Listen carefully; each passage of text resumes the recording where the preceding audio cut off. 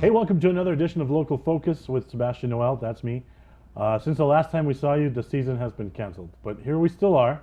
My key to the building still works, although I think someone sold my office to a guy named Mick Rich, and I'm not even sure who that is, so I don't really know. And a lot has changed since last week. We were going to have Aden throw some footballs through a window, but we have standards and practices now, so a lot has changed. Aden Chavez is my guest of Cibola High School.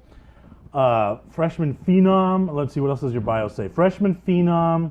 You set all these records. You're going to all these camp, and the one that bothers me the most is you probably have the nicest head of hair in the city. Yeah. So as a guy that has gone prematurely bald, the hair envy has always been strong in me. As a matter of fact, your pops provided me some photos. So let's take a chronological order look of that lettuce. I mean, this is nice hair. Like, it started there, right? I had hair at that age, and then you kind of go up, right? And then so it's still developing there. It's a little longer, and then you go to the next one, and that one's getting a little longer there. That's probably the age where I started balding. And then if you go forward there, that's fully developed where you're almost having to use product. And then here we get the long hair, and then I think there's one more, right? Is there one more, or was that the last one? Oh, there you go. So now it's like I was bald at that age, bald, 100%. So like, Yeah. is it like that's got to be product level, right? You got to put stuff in that. yeah. I mean, it's a different type because ever since like I got injured, that's something I always like devoted is like, so you can fill my like injury. I just wanted to like play, so I just decided to grow my hair out. There you go. When it's this short, you just same bar of soap goes up there. But I know that looks like a lettuce that you gotta take care of with like product and stuff. Hey man, I'm glad to have you in finally. What a freshman season, and we'll get to that. But I mean, you come from an incredibly athletic family, right? Yeah. So tell us about that. Well, my mom was a D1 athlete at New Mexico State. She played softball, and she was an outfielder, and she had a cannon for an arm, and she always jokes around how like I got the arm from her. And then both my brothers were both quarterbacks, and so I just got all of it from my whole family, and just like even grandparents, dad, and just all of that. They're all athletes, to where I just kind of inherited all that and just learning from all of them. With that athleticism, I'm sure comes competitiveness. So there's got to be some great stories that you can tell of just the competitiveness in that family, especially with your brothers. Yeah, I mean, from kids where we would play like a 2v1 kind of, it was like me and my brothers would just play, and it would be to the point where we'd be able to get in like fights and other stuff, just be able to like, just in football, just for like the silliest thing, just because we wanted to win and always just be on top of each other. Now, how does your game or your skill sets compare? Well, to my brothers, we've all three of us have been like an all different type of athlete, like, especially from like my oldest brother to like my middle, we just all have a different type of physique, and we've always just been like played our own game. Like my oldest brother was like a really good pocket passer, and he could be able to run when he needed to, and my middle brother was a running quarterback that could just throw it anywhere, and he was really athletic. But I think I'm kind of average of the two.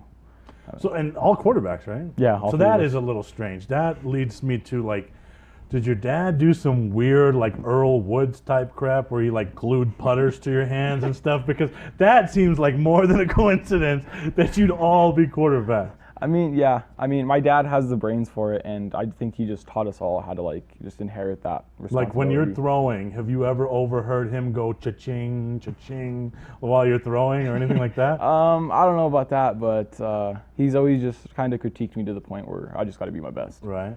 And so do you and now you all went to Cibola, right? Yes. So you all kind of three us. do you have numbers and stuff or goals that are kind of that rival your brother's accomplishments, or how does that work? I mean, my oldest brother, he was a really good quarterback, and I just think the one thing I got to beat from him was, I think it wasn't so much about stats. I think it's about leadership with him, because I think that he took his team and they all looked up to him. Like I'd hear from like underclassmen or like two people underclassmen, and they looked up to him, and they always thought he was a good person and that he was someone that they could look up to. That was a leader. When you talk about leadership and the whole team dynamic, I don't think I can remember Rod Williams speaking more highly of a guy than he speaks of you. So when you hear Coach Williams just talk glowingly about pretty much everything except football, he talks about you in the classroom. talks about you as a leader, talks about how good you are in the community. So when a coach talks about all that other stuff, non-football related, I mean, what is that? That has to instill a certain type of pride in you, doesn't it? Yeah, it makes me very kind of excited because all the stuff I've been working towards is kind of like accomplishing throughout the years. But everything I've done, it just kind of seems like it's paying off now that Coach Williams is starting to recognize it and people from other states are starting to at least take view of it. We're going to get into some of that after our first break. Aden was also an archer, right? Yeah. In the 7th grade. So when we get back, we're going to get an apple from the grocery store, and our director, Josh, is going to come stand by the camera, and he's going to shoot an arrow right through that apple when we get back.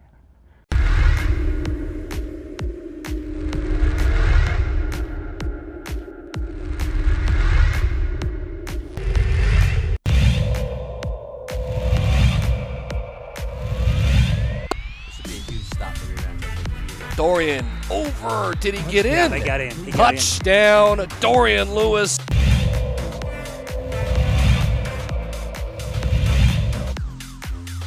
Seconds to play. Benavides looking, still looking up the middle. It's intercepted. It's picked off by Freddie Anaya, and Roswell's season will end perfect.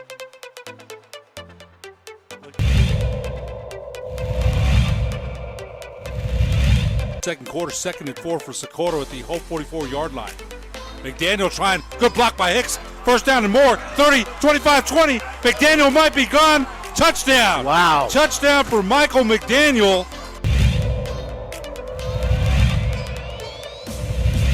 It's 40 seconds this year. It's not like 25 like it used to be. He laterals it back. What a play by Hightower. Pitch.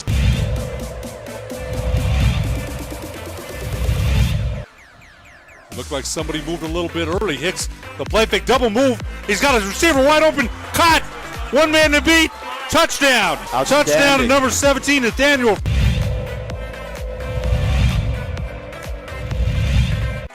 Third and 6. Big defensive play coming up here. Little trickery to Reese. See you later. Touchdown.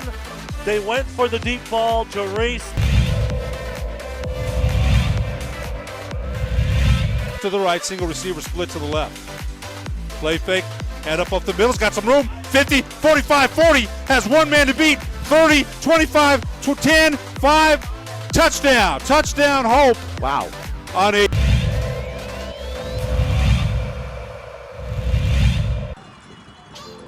Option again, he'll keep it. Now he'll pitch it. Comes out to the 30, 25, 20, up the sideline. Still inbounds into the end zone. Let's see. Touchdown. Touchdown, Portel. The outside of running an out route. Davis in a play action, looking. He's going to go back to Lewis, and Lewis makes a cut, and Lewis still on his feet. Dorian Lewis is in for a touchdown.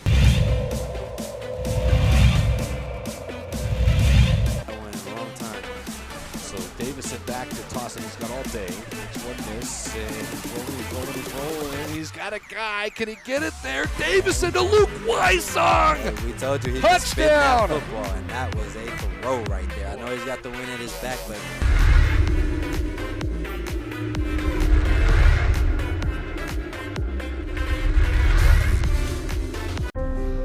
The New Mexico High School Coaches Association, established in 1941, is an organization of New Mexico's best and most professional interscholastic coaches. Coaches across work daily to help our student athletes excel in the classroom, on the field of play, and in our communities. Students that participate in interscholastic activities attain higher grades, higher graduation rates, and higher wages. Responsible for the North-South All-Star Games, statewide Coaches Award Program, and providing multiple professional development opportunities for New Mexico's coaches. Be a great coach by coaching beyond the game.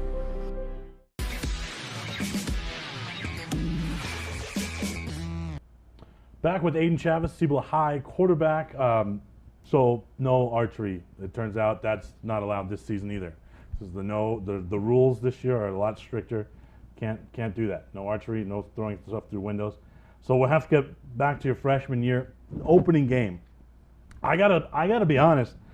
I was in the camp of Marcus Steele, right? That was his name.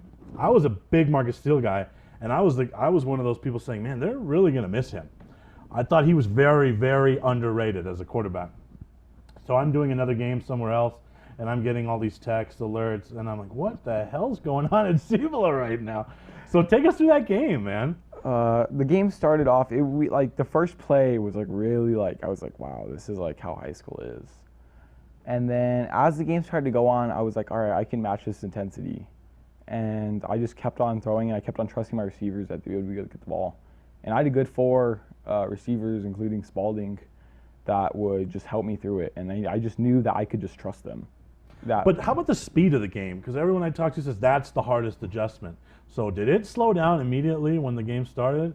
Was it not, accelerated, which is what they say for freshmen? The speed of the game really gets to them. I mean, did that just all fall into place right away, or? I mean, it was, I don't know, something with me is I just always been able to like slow down the game and just take it to my kind of pace. I've always been able to do that since like I ever started football. And like even just like having my brothers, I've always been able to like hear their stories of like what happened during the game. And so I just think that I learned that from them. I'd be able to just calm down and just take a deep breath. But when the game first started, I was like, wow, this is extremely fast, especially going from like Yaffle to high school. I was like, this is insanely quick, and like everyone was running and no one really took breaks ever, and it was just like a completely different thing. But yeah, it was completely different pace, and I just slowly throughout the game I just learned to take it in my own. Well, remember your last Yaffle game? We did that game. I think I did that game actually, and you could see the skill set. But usually, what doesn't translate is that speed of the game. So, I mean, to the tune of 428 yards and 6 touchdowns. That's amazing. Were your brothers at that game? Yeah, they were there, and they were really. I think they were kind of surprised too. I mean, like at the end of the game, they were there and they just like hugged me and they were so excited that I was playing like that. But I think everyone was kind of shocked that I was able to at least just strive and do what I do. I do remember some comments from Rod Williams before the game, or maybe it was a week before the game, where he definitely had the confidence in you. He knew you'd be ready. But I mean, even he had to be pretty pleasantly surprised. What did he tell you after the game in the locker room? After the game, he was really kind of like hyped that he chose the right thing to do, because I felt like he was kind of like mid, like before when like Steven got hurt, I felt like he was kind of iffy about it and doubting himself and like all this stuff. And then after the game, I felt like he was just fully confident in me and just had like just confidence that I could do it. And I mean, what did your teammates? Did immediately the confidence came, everything's in place? I mean, talk about some of your teammates' reactions after that first game. I mean, like I'm not saying after the game, like I could tell Mikey Garcia like last year, like throughout the game, every time I started to feed it to him, he just like slowly like he's like, okay, this kid can throw the ball, and like he told me that like mid-game, he's like, all right, we're gonna start slinging it then. Yeah, so did the offense change? I mean, I don't imagine Coach Williams thought he would throw the ball that much with a new quarterback, but was that a conscious thing where the offense just opened up for you throughout the year, or how did that materialize? Take us into those kind of conversations and meetings with your coach. I mean, I felt like throughout the game, and especially throughout the year, he started to trust the ball in my hands. Because like even with like a good running back like Slade Compost, we can still hand the ball off to him and trust him. But I felt like throughout the season and throughout that game, he felt like on like a big third down that he could give the ball to me and like I could try and go get us a first down or get us a win. And that's a state record, right? Those numbers? Yeah. I would imagine. 13 touchdowns, just under 1,500 yards for the season, 72% completion. So the NM Preps Freshman of the Year. That, I mean, I don't know if you noticed, but usually NM Preps is a pretty Southern-biased service, yeah, right? Because it's all subscription-based, and most of their subscriptions are from down south. So when a Metro kid gets some major props like that, it's a really big deal, man. And that's congratulations to that. Thank you. Yeah. The 2020 PrepRedZone.com top 5 quarterback in the Metro area. That's a huge deal. So tell us about the Elite 11 Academy. The Elite 11 Academy was the thing I went to in April, I think. And it was pretty big for me because I learned that, especially like there was the Notre Dame commit and there was the Ole Miss commit, and I would just like throughout the thing, like I would be doing my drills and I'd peek over and I can just tell like the savvy that they had and like everything that they just like they learned, and like the way they put the whip on the ball and like everything that like I could just tell that I needed to improve on. And so that was something going into like now with this new Elite 11. So what you mentioned things you need to improve on. What did you think coming into the season? What was your number one goal to improve? My number one goal, the thing that I really thought I need to improve on, is my deep ball. I need to be able to throw down the ball down the field and spread out the defense to where they just don't play in between 12 yards. Again, this is something we could have practiced out on the street. I really don't understand it. I don't understand why that got axed in our production meeting. Under Armour Elite Showcase. Tell us about that. That was an experience because it was a really hot day and we just had to keep on going. I think that was mostly about resilience with everyone there. And I think everyone was just trying to fight to show that they were the best. There was a bunch of kids there, and there was mostly juniors, and I'm pretty sure I counted 23 kids. But out of all of that, I think it was just all about just keeping up and trying to show who you are. Right. Now, Elite 11 Regional Invite in Chicago, that's coming up, right? Yeah, these are really hard to keep track of. Like, you're so damn good. Like, these are hard to keep in order and keep track. So tell us about that one. That one was something I was really surprised about because it wasn't really like I was surprised because we knew we were going to try and go for it. But that's more of an upperclassman thing, yeah, right, traditionally? Yeah, the people who get invites to that it's probably like 80% people who are juniors, are juniors. And that kind of invitees, it was shocking to me because you have to send out your own invite, since they can't get you out and because it's all online now. You had to send information about you throwing the ball, doing combine drills. But this year I got kind of a random text and it's all, you're invited to the Elite 11. And I was like, oh wow. And that kind of shocked me because I got a text from it. And that text wasn't since the last regional. And so it just kind of shocked me and I was really hyped about it. But this is going to be huge because this is... Now, how has some of this stuff changed in our current climate? I mean, I would imagine just the simple things of gathering film, sending film, things like that, everything has changed, right, in this current pandemic climate? Yeah, it's really changed a lot, even just with, I would just say even just playing with a defense. Like me now training with my receivers, it's all just completely different because I can't get 10 people out there without getting the cops called on me or people getting mad at me for doing that. Right. So I have to keep small groups and try and just do as much as I can with what's available. We're going to get into that a little more after the break, but before we get a break, I heard a rumor that this wasn't even your first media appearance of the day. Oh, yeah. I mean, for one, I find that insulting, but tell me about it. I was on an interview with Brian Colon, and he was a really good guy, and he just asked us about the Hispanic Heritage Month with other athletes, with Zach V. Hill and Cassandra Jaramillo. Right. Well, I guess I'm glad you could stop by on your way home. There's no cafecito here, but we'll be right back.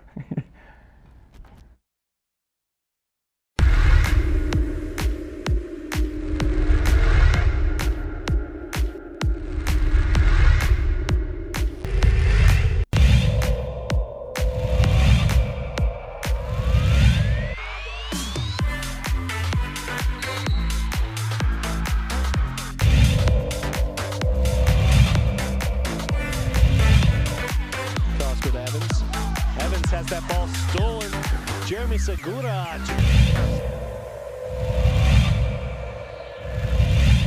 Dribble, spin cycle, up and under move. What a pass. Wrap around pass. Harris, Legate, the long bomb, 3 ball.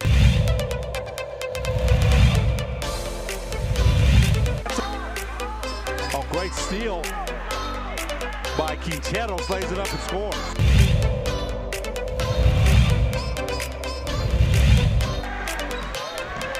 The whole little jump step in the... And look out, here comes Agbayosi. Crawford set.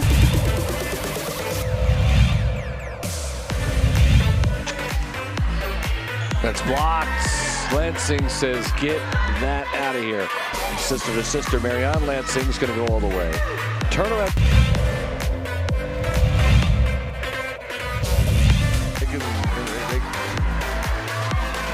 Ramos, pump fake, everyone bites. Ramos hits.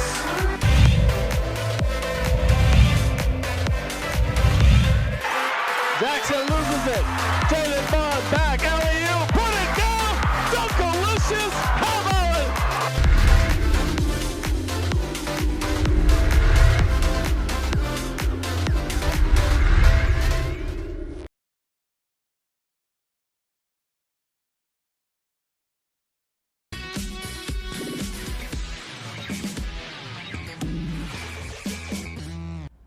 it's Aden Chavez Media Day in Albuquerque, and he was in the neighborhood and popped in.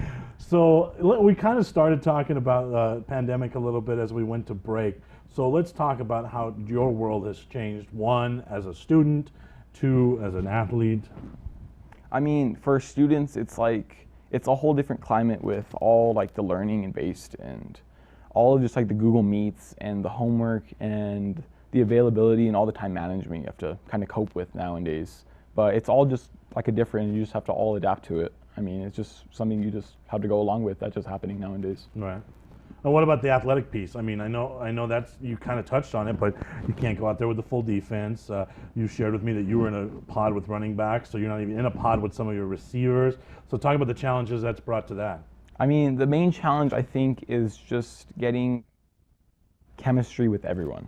Because like me, like with my new leaders, with like Slade, I'm in a group with Slade, but I'm not kind of getting that chemistry like we normally would with everyone else, like throwing the ball to everyone and being able to talk to everyone and just all of that, because we all have to stay distance, and so we don't just be as safe as possibly can.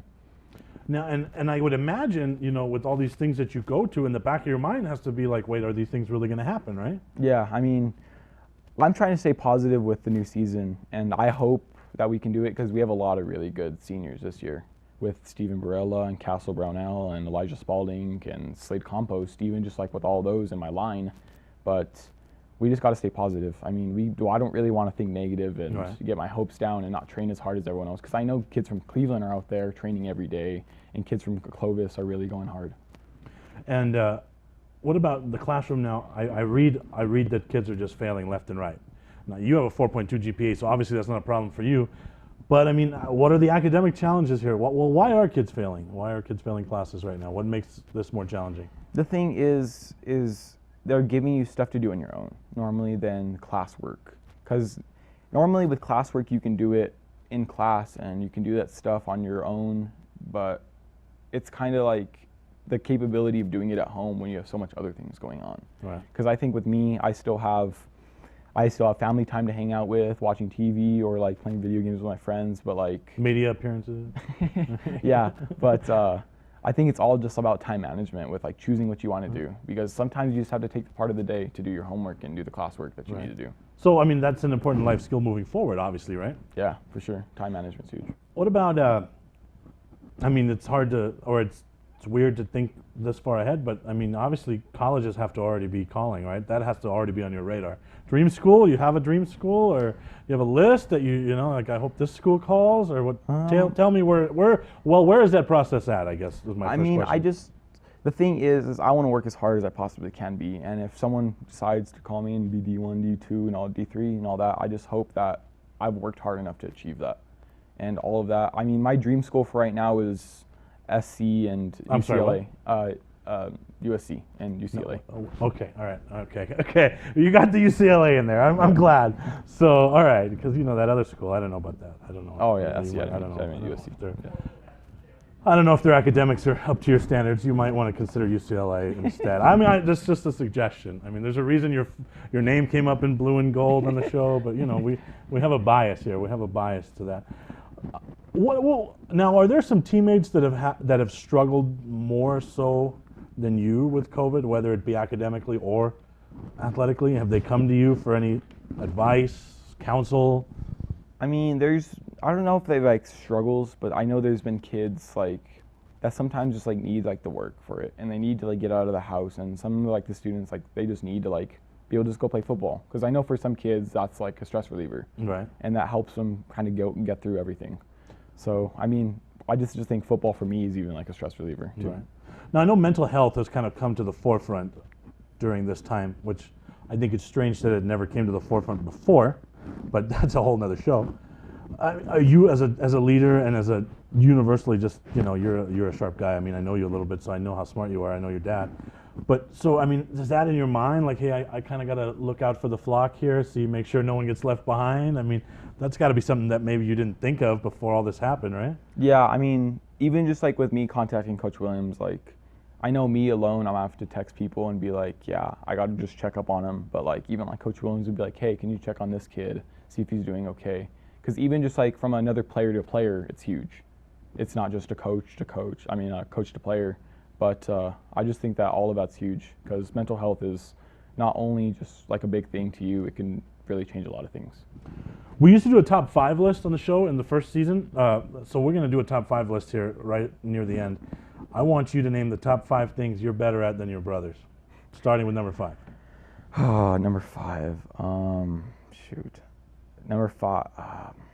See, I never give prep time, so these have to be. Probably number 5 is.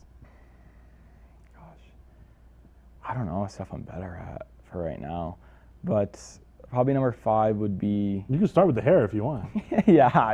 I'll say better hair because both my brothers never grown out the long hair. Okay, all right. What else? Number 4. I'm taller than both of my brothers. There you go. Okay. Number 3. Shoot. I don't know. Let me think. Well, I think this is why we cut the top 5 list. Josh is shaking his head. Let's look at some huddle highlights because these are really, I mean, these are all freshman highlights, right? Yeah, they're all freshmen. Let's take a look.